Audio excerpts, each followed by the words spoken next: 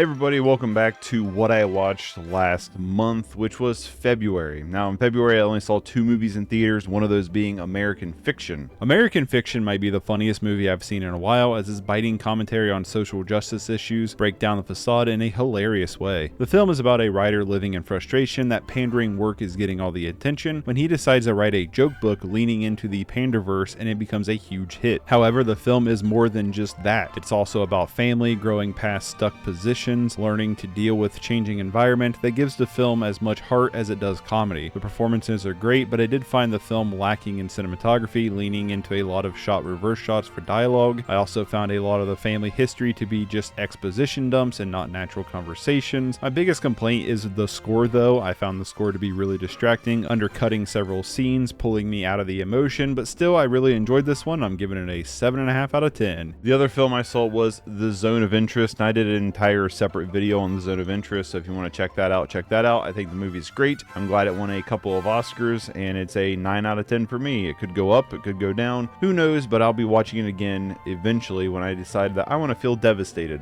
So on streaming, one thing that I watched a lot of this month was a lot of the Oscar picks to try to see as many of those as possible, which led me into the Indiana Jones quadrilogy. No, there's 5 of them now. The Indiana Jones franchise, if you will. Starting off with Raiders of the Lost Ark. Now, I've seen all these except for Dial of Destiny before. Raiders of the Lost Ark, though, is just exactly what I want a popcorn blockbuster to be. It's an 8 out of 10 for me. It's a ton of fun. I really enjoy it. Temple of Doom is weird because it's kind of what when someone says, hey, Indiana Jones, Temple of Doom is the movie that I think of. And I don't think it's better than Raiders. I think it's slightly below Raiders, just slightly, but for some reason, Temple of Doom is the movie that I correlate with the character Indiana Jones. Maybe it's because I watched that one more as a kid, I'm not sure, but it's a 7.5. It's a lot of fun. It's a 7.5. Indiana Jones and the Last Crusade is the last of the original trilogy, and pretty much where they stopped being good. It's a 7.5 out of 10 for me. Sean Connery comes into this one as Indy's dad, which is pretty fun, and overall, it's just a good romp. I mean, this original trilogy is blockbuster perfection in my opinion, and I have a lot of fun with these movies, and they're easy to rewatch. Kingdom of the Crystal Skull is definitely where the series starts to fall apart, and I gotta be honest with you, it's not as bad as I remember. I hated this movie in theaters. I thought it was so stupid. Really did not like it when I saw it in theaters. Rewatching it now, I would bump it up from a 2 out of 10 to a 4 out of 10. I still think there's a lot bad with it, but it is a little bit more fun and not as bad as I remember. Finally, Indiana Jones and the Dial of Destiny. I'm giving this one a 4 out of 10 as well. I watched this because it was nominated for Best Original Score, which the score just sounds like Indiana Jones music, which is great, but it doesn't sound original. It just sounds plucked from the other movies. And you know what's funny is I was actually really enjoying the first part of this movie when they had de-aged Harrison Ford, and then when it cuts to old Harrison Ford, I was a lot less into the movie, and then it dragged on forever. A documentary I watched on Disney Plus is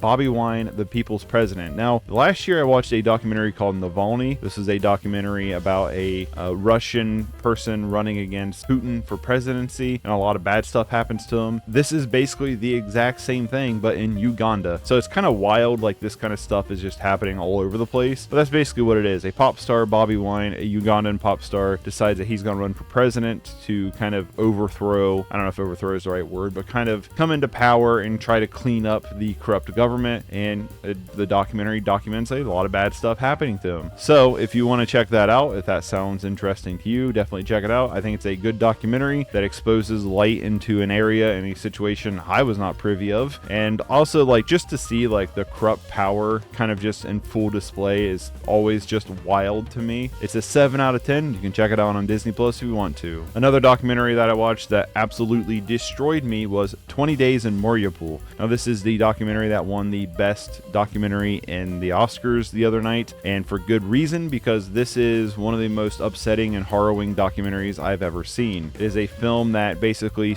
captures the invasion of Russia into the invasion of Ukraine by Russia. The way I was wording that was, heading into territories. But this film just shows you the awful nature of war. It will expose you to scenes that I still think of vividly to this day that really upset me. It was a film that I watched and I just kept saying, oh my God, you know what I mean? It was a film that I was just silent through the entire thing, and it was brutal. It is a powerful documentary that shows you the absolute horrors of war on the innocent front, and it is hard to watch, but captured some amazing footage. And yeah, this one was great. It's an 8.5 out of 10 for me. You can check it out on YouTube if you want to, but you can also buy it really cheaply on Amazon Prime for like $2. So definitely check this one out. Also watch Anatomy of Fall. This is the winner of Best Original Screenplay, and this movie was awesome. This is a film starring Sandra Hüller, where she is accused of potentially killing her husband after her husband mysteriously passes away. And mysterious is with some heavy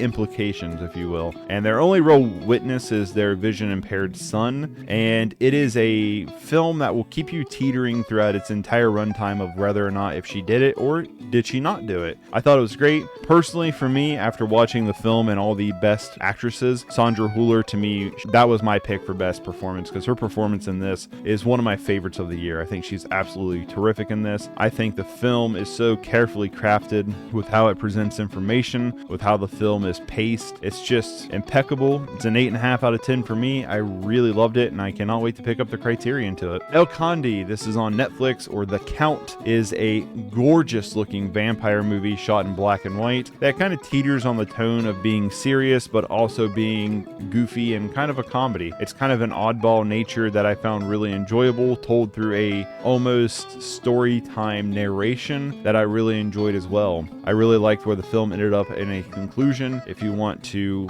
watch it, it's on Netflix. I would highly recommend this. This is one that could definitely go up or down on a second viewing. I'm going to currently give it a 7.5 out of 10. If you don't know what the film is about, it's about a vampire who has basically risen through the ranks to run a country and is now in exile, and it's about his family coming to him because he decides that he doesn't want to live anymore, and his family is kind of pining for what they can get from him. It's just a really fun story with some great visuals, some great moments, and I really enjoyed it. Now, I watched the original 1985 The Color of Purple so I could watch the remake that was nominated for Best Supporting Actress, and you know what? I didn't like this. I did not like this. I know this was a huge classic, and I know my opinion's a bit of a hot take. It's a film directed by Steven Spielberg, and I did not like this. I thought it was completely tonally all over the place. There was like some serious dark shit in this movie, and it would play it up to almost like a cornball hokey level that I was just like, what is going on right now? In a way, just like shows you the pits of humanity, and then it also just tells you that in a very cornball and hokey way that undermines every scene. And the music does the same thing. It plays like this real cornball music through this whole thing, and it's like, what tone are you going for? Like, I don't understand the tone of this. Like, you're showing me horrendous things, but then you're almost doing like sitcom level humor and music to it, and it's like indentured Seinfeld. It's wild. I was so surprised by how all over the place the tone of this was, and I did not really enjoy the film. It's a 4 out of 10 for me. I would never watch this again. The Color of Purple from 2023 is a remake that is based on the Broadway play that is based on the movie. So a lot of based-ons going on here, but it's directed by Blitz Boswali. I don't know if I'm saying that right, but he's the director of The Burial of Kojo that I really enjoyed and would definitely recommend checking out. So I was kind of interested in The Color of Purple just on that basis, and after watching it, I gotta be honest with you, I still didn't love the film, but I did like it better than the original. Now, the music is kind of forgettable. There's not really any songs that really stand out to me, but the direction that Blitz kind of takes it, he's definitely a lot more on point with the tone. I don't feel like it was as contrasty as the Spielberg one was. There's just like some good striking visual moments. Weirdly enough, the story feels more Cliff Note-y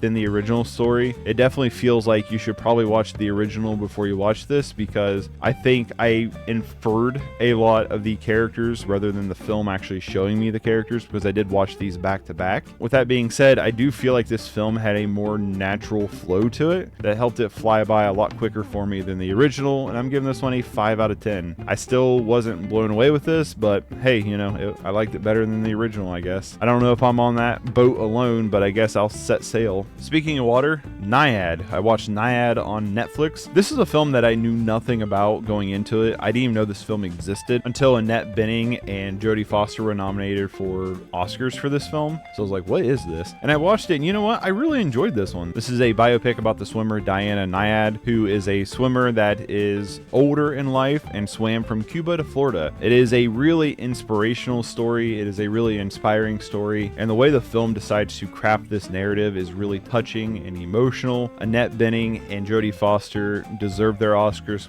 because they both like nailed these performances. This is a very performance-driven movie, and both of them are fantastic. I would definitely recommend checking this one out. It's a 7 out of 10. I thought this film was really good. I will definitely be watching it again before I make my best of 2023 list. And I really feel like in terms of a lot of the Oscar movies, this one's a little bit of a sleeper because, like I said, I had never even heard of this until it was announced for an Oscar. So here we are, and I definitely recommend checking this one out. Maestro, directed by Bradley Cooper, was nominated for a bunch of stuff, and in my personal opinion, this was the worst movie that was nominated for a bunch of Oscars. This is a film that follows the life of Leonard Bernstein and his wife, but it is insanely boring. This film has some good technique, has some good cinematography, has some decent performances. I think the makeup and hairstyling is actually really, really good in this film. However, it is so boring because instead of focusing on some of the more interesting or potentially more dramatic moments, instead we focus on who left Snoopy in the vestibule. And it is so stupid. Like the way the story just kind of focuses on nothing, doesn't really develop any of the characters or spend really any time with the characters to get you emotionally invested in them, but instead just meanders through its entire runtime, is impressive in its own right. The 3 out of 10 for me.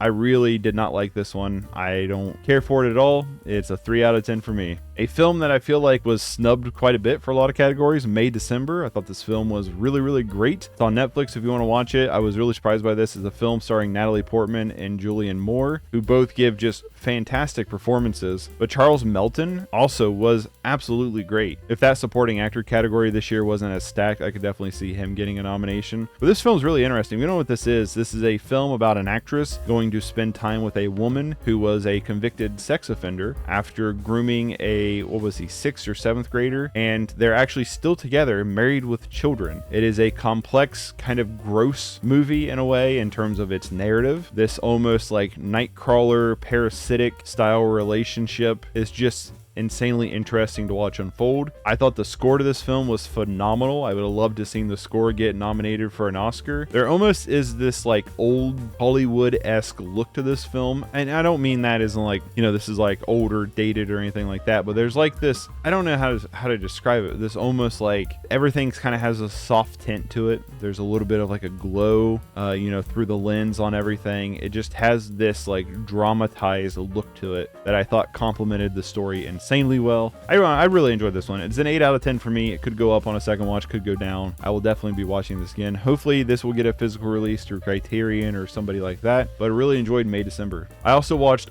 Bottoms. This was not nominated for an Oscar. We're out of the Oscar stuff now. This is more or less just the other things that I streamed, but we watched Bottoms. This is a film that I was actually really looking forward to. I heard a lot of great things about it, and after watching it, I was really disappointed. This is 100% a movie that is not for me. So that I will say that out of the gate. This is 100% a movie that is not for me. I'm not his target audience. I thought I might be looking into it. You know, I grew up with like movies like Not Another Teen Movie that, while not very good, is enjoyable to watch. And Bottoms is similar to that, but told in a worse way is the right word, but maybe. My thing with Bottoms is I hated the main characters. These are people in real life I would want nothing to do with. I think they're awful people. They're manipulative. They're dishonest. They're kind of spiteful in a way, and they just make for bad characters, in my opinion. Characters that I don't want to watch because they're very one-dimensional to me. They don't really offer much outside of just, doing their thing to set up a punchline or to set up a, predictable story plot, which I think the predictability in this film is part of the reason that I didn't enjoy it, but also I understand that it also feels purposeful in its predictability because it feels like it's playing into that parody. This is like basically a parody of coming-of-age teen movies that's told in a very drastic way that is kind of so absurd that, for one, it borders the line of being a parody into just nonsense, but also it's one that in a way just I find kind of grating and annoying in terms of its humor. Now there are some things I liked in the film. There's some good direction for like background performances. There are some good visual gags. There are some good gags here and there, but most of the time I just found myself annoyed with the characters and where the story was going. I found myself annoyed with most of the humor. This just just isn't for me. I'm not the target audience. 4 out of 10 for me. A little disappointed in this one. One of the new releases I watched on streaming was Orion in the Dark. I kept saying Orion. Like at some point I said Orion instead of Orion. Now that's all my brain says now is Orion instead of Orion. This is on Netflix if you want to watch it. This is written by Charlie Kaufman. I don't know if it's co-written by anybody else. It's not directed by him. But regardless, this is a really fun movie that I also think presents a lot of good messages for kids. It kind of helps them deal with the dark and potentially some, fears and dark emotions and how to overcome them. But it's also told in a very smart way with a lot of good humor moments and a lot of good character building moments. The animation looks pretty good. It can be a bit odd looking in terms of some of the textures, but maybe that was just like Netflix bitrate. But overall, it's not bad. This is one that I hope would get a physical release because I wouldn't mind owning it. It's a 7 out of 10. I did really enjoy this one overall. I thought it was pretty decent. It's a 7 out of 10. The last two things I streamed were both on Disney Plus, going through some more of the Disney animated movies. And we kind of ventured into some weird ones this time around. One of those being Mars Needs Moms. This is a film that you would think would be right up my alley. Basically Martians coming, stealing the mother, and the kid must try to save her, while also like presenting these very militarized Martians. It's kind of a wild story in scope and concept, and I hated this. I hated this movie. I thought this was kind of lame. They want to harvest the mom, basically killing him in the process, to download their parenting skills in these nanny bots so they don't have to raise them. But then you find out this whole backstory of how these Martians kind of moved into a manless society and basically, I don't know, Mars needs men, basically. You know what I mean? That's what the movie kind of boils down to. But it kind of is in that uncanny valley of something like Polar Express, where like there's just so many times in the animation I was like, that is weird looking. You know what I mean? Just like that constantly. There's just like some hilarious moments with the animation. Some of the characters' expressions were so poorly communicated and animated. It's just uncomfortable and funny at the same time. Every plot beat developed the characters into making just the dumbest and worst decisions every single time. There's a lack of an emotional core to the film, despite it trying to tell you that, hey, there is one here. There isn't. And every laugh comes from just a place of irony than rather, it being a genuine laugh. It's a terrible movie. It's a 2 out of 10 for me. I was really disappointed in this one, but yeah, it's pretty bad, and it's long. It's not long, but it feels long. The last thing I streamed was Gnomeo and Juliet, and you know what? I had a really good time with this one. It's a very silly movie taking the Romeo and Juliet story to just an unnecessary level, where it's basically these two rival garden gnome sets are basically Romeo and Julieting. Gnomeo and Juliet, obviously fall in love, and it goes through just the basic Shakespeare plot line. Like, doesn't really deviate from that very much, but I just had a lot of fun with this one because it leans into the porcelain, if you will. It leans into these characters being breakable and this like fragility of, their manufacturing, if you will. It also leans into their characters. Every character is pretty one-dimensional, but it kind of leans into it in a way that amplifies some of the comedy.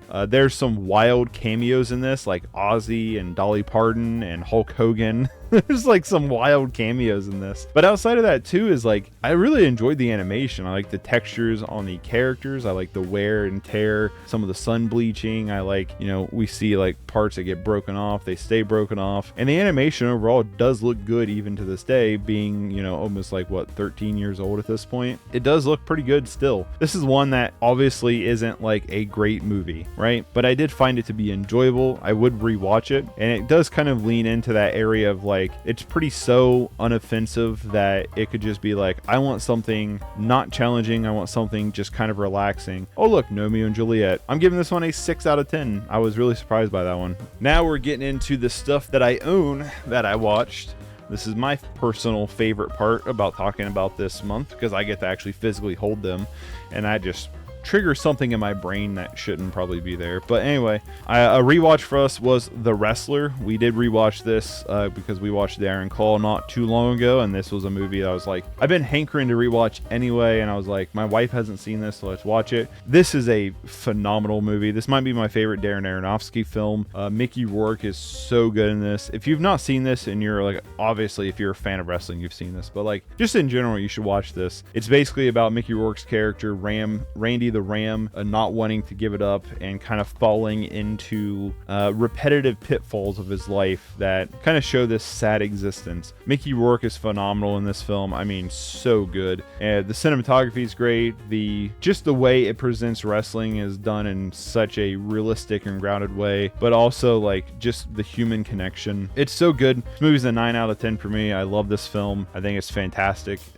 Is it better than The Iron Claw? I don't know. The Iron Claw is really good. They're both really good. I maybe would give the edge to The Wrestler overall, but yeah, really love The Wrestler. Definitely check it out. I watched The Sound of Freedom. I did pick this up. Picked it up because I wanted to see it after the litany of controversy. Now, unfortunately, through Amazon, my case, looks like someone stepped on the side of it, which is annoying. That's what happens when you buy something from Amazon. Instead of putting it in a bubbled mailer, they just put it in a plastic bag and ship it. And it's just not worth the hassle of like trying to get it, exchanged or anything like that. I don't know if I put it in a different case. No, because it's just fine. Cool. Thanks, Amazon. You're awesome. Yeah, this movie is mid, honestly. The controversy around it is much more interesting than the movie. I am going to make a video on the controversies. I have a poll up right now on what to vote on, what my next big video will be. This is one of them. I'm still going to make it regardless. I'm just asking the audience of what to work on next. This is one that is the behind the scenes, or the aftermath, if you will, is more interesting than the film. The overall arching story of everything around this film is far more interesting, and I'll be covering that later. But the movie's a 4 out of 10. I saw See No Evil with Kane. I found the DVD at a Half Price Books. I've been looking for this for a while. I finally come across it, and I wanted it on Blu-ray, but I did just finally come across it, so I was like, I'm gonna get it. I'm going to make a video talking about wrestling movies or movies with wrestlers as the main stars later. For right now, I'm just going to keep this short. It's a 2 out of 10. Kane didn't chokeslam anyone. And the last thing is we watched Chucky Season 2. Now, the Chucky show, my wife's a huge fan of Chucky. I enjoy Chucky, and I'm going to be one of the few people probably say I enjoy Chucky, the Chucky stuff, more than the Child's Play stuff. And I think if you watch, you'll kind of notice there's a difference. However, I will say I really enjoyed Chucky Season 1. I know I got a couple friends who didn't enjoy it, but I did really enjoy Season 1. Season 2, I did not enjoy as much. Season 1 would be a 7 out of 10. Season 2 would probably be a 5 out of 10. Now, with that being said, I did like what they did with Jennifer Tilly more in Season 2. I just didn't like what they did with Chucky and the main cast of kids in Season 2. It felt very meandering. Not a lot of growth, not a lot of exploration, not a lot of moving forward. Just kind of a lot of spinning the wheels in the mud, if you will. But everything that was going on with Tiffany and I guess Glenn's on the cover art. But when they do Glenn and Glenda, I really enjoyed that as well. Kind of. There's some things I didn't like about it, but for the most part, I did like Glenn and Glenda. But what they did with Tiffany, or Jennifer Tilly, if you will, I did really enjoy. But it's 5 out of 10. I will definitely be watching Season 3 when it comes out. And that is everything I have watched in February. Now, if you want to know anything I've been playing game-wise, I've actually just been streaming everything game-wise. So not really going to focus on this section of that. If I play something off-stream, I'll talk about it here. But basically, been enjoying Helldivers 2 a lot. Played through Mario vs. Donkey Kong, finished it. Playing through a little bit of Hot Wheels Unleashed Turbocharged. Hot Wheels Unleashed 2 Turbocharged. But yeah, if you want to support me, you can consider becoming a Patreon channel member. All the links down below. $1 a month on either of those. Get your name at the end of the screen on these bigger videos, and it helps me out a lot. So if you want to do that, you can do that. Subscribe, like, share, whatever. All the call to action stuff down in the description. I'll catch you later. Bye, everybody.